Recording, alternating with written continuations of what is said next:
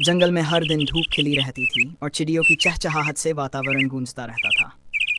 इसी जंगल में लल्लू चिड़िया अपने परिवार और दोस्तों के साथ रहती थी।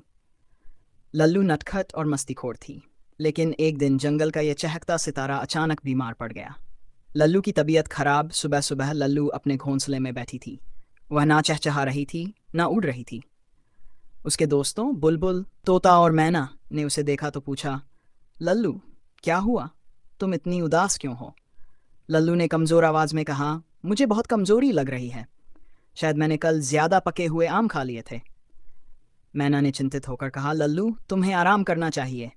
हम डॉक्टर कबूतर को बुलाते हैं। दोस्तों ने की मदद। तोता उड़कर जंगल के डॉक्टर कबूतर के पास गया। डॉक्टर कबूतर जंगल का सबसे अनुभवी पक्षी था, जो सभी की देखभाल करता था। उसने आते ही लल्लू को देखा और कहा, ओह लल्लू, तुमने कुछ ज़्यादा ही खा लिया है। तुम्हारा पेट खराब हो गया है, लेकिन चिंता मत करो, मैं तुम्हें ठीक कर दूंगा। डॉक्टर कबूतर ने लल्लू को एक पेड़ की छाल का काढ़ा दिया और कहा, इसे पी लो और अगले 2 दिन तक आराम करो। साथ ही सिर्फ हल्का खाना खाना। लल्लू को सबक मिला। लल्लू के दोस्तों ने उसका ध्यान रखा। मैना ने उसके लिए पानी लाया, बुलबुल ने हल्के फल इकट्ठे किए और तोता पूरे दिन उसके पास बैठा रहा। 3 दिन बाद लल्लू ठीक हो गई। उसने अपने दोस्तों और डॉक्टर कबूतर का धन्यवाद किया और कहा, मुझे समझ में आ गया कि ज़्यादा खाने से नुकसान हो सकता है। मैं अब से संतुलित खाना खाऊंगी। सबने मिलकर मनाया जश्न। लल्लू के ठीक होने की खुशी में उसके दोस्तों ने एक छोटी सी पार्टी रखी। सबने अपने अपने पसंदीदा फल लाए और मिलकर खाए। लल्लू ने हंसते हुए कहा, इस बार मैं सिर्फ उतना ही खाऊंगी जितना मेरी भूख है। लल्लू चिड़िया पूरी तरह ठीक हो गई थी और अब पहले से ज़्यादा सतर्क और समझदार हो गई थी। उसने महसूस किया कि उसका स्वास्थ्य बहुत महत्वपूर्ण है। अब वह न केवल खुद का ख्याल रखती थी, बल्कि अपने दोस्तों और परिवार को भी स्वस्थ रहने के टिप्स देती। लल्लू ने तय किया कि वह रोज सुबह सूरज की पहली किरण के साथ उठेगी और थोड़ी उड़ान भरेगी ताकि उसकी ताकत बनी रहे। उसने अपने दोस्तों से कहा, हम सबको रोज़ाना ताजे फल खाने चाहिए और गंदे खाने से दूर रहना चाहिए। बुलबुल ने कहा, तुम ठीक कह रही हो लल्लू, हम भी तुम्हारे साथ ये आदत अपनाएंगे। तोता बोला, और हमें सिर्फ उतना ही खाना चाहिए जितना भूख हो। ज़्यादा खाने से फिर बीमार पड़ सकते हैं। जंगल में नई समस्या। कुछ दिन बाद जंगल के पास एक बड़ा उत्सव हुआ जहां इंसानों ने ढेर सारे खाने पीने की चीज़ें फेंकी।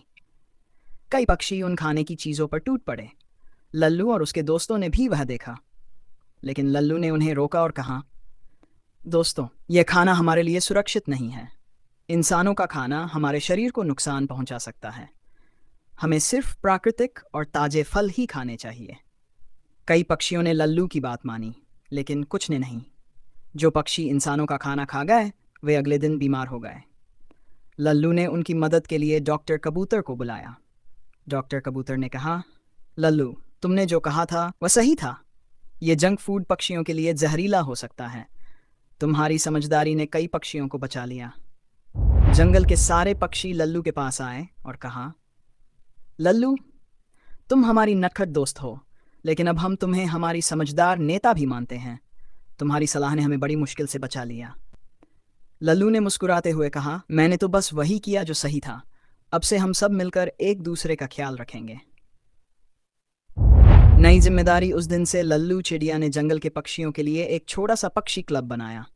इस क्लब में सब पक्षी मिलकर स्वास्थ्य, सफाई और अच्छे खाने के बारे में बातें करते थे। अब सभी पक्षी लल्लू की सलाह मानते और मिलजुल कर एक स्वस्थ जीवन जीते।